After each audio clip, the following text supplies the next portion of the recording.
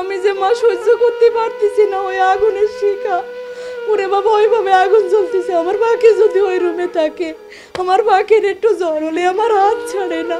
আমার সেই পাখি ওইরকম জ্বলন্ত আগুনের মধ্যে কি করতেছে, তখন আমি হাওমা করে কাঁদি।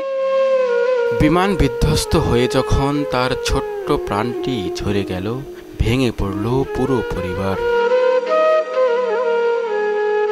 7 রঙের তুলি দিয়ে রাইসা কল্পনায় আঁকত ছবিগুলো। মাত্র 7 বছর বয়সী রাইসা জানতই না একটা সাদা কফিনই হবে তার জীবনের শেষ ক্যানভাস। আইসক্রিম খেতে চাইছিল, আইসক্রিম কিনে দিতেও পারে নাই। আমার বড় মেয়েটা পাথরের মতো হয়ে গেছে।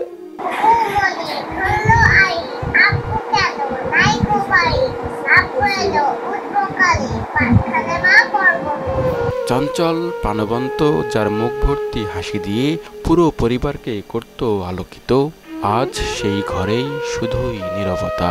ছোট ছোট পায়ে দৌড়ে বেড়ানোর শব্দটা আর শোনা যায় না। রাইসা যদি একা বাসায় থাকে, মনে আমার পুরো বাসাটা নাড়াই খায়। এত চালু, চারিপাশে যেখানে তাকায় আমার রাইসার স্মৃতি। আমার রাইসা আমি কোনো দিন ভুলতে পারবো না। রুই মাছ ছিল রাইসার প্রিয় খাবার, সে ছিল সবার প্রিয়। আমি জিজ্ঞেস করছিলাম, আম্মু তুমি কি দিয়ে ভাত খাবা? তা বলতেছে, তুমি কি রান্না করছো আম্মু? বলছে, আমি মুরগির মাংস রান্না করছি, রুই মাছ রান্না করছি, তুমি কি দিয়ে খাবা?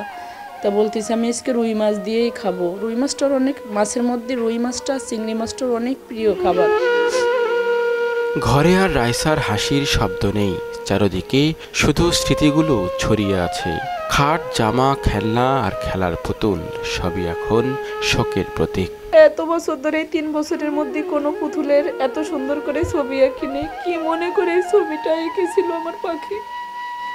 আমি রোজ ওকে এভাবে এরকমের 2টা ঝুঁটি বেঁধে দিতাম। আমি বুঝতে পারিনি আমার পাখির শেষ ঝুঁটি হবে এটা।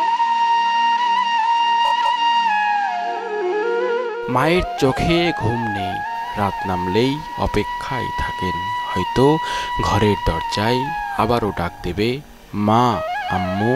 যে স্কুলে ভালো ভবিষ্যৎ গড়ার জন্য আমার পাখির আমি পড়াইছি, সেই স্কুলেই আমার পাখি শেষ হয়ে গেছে।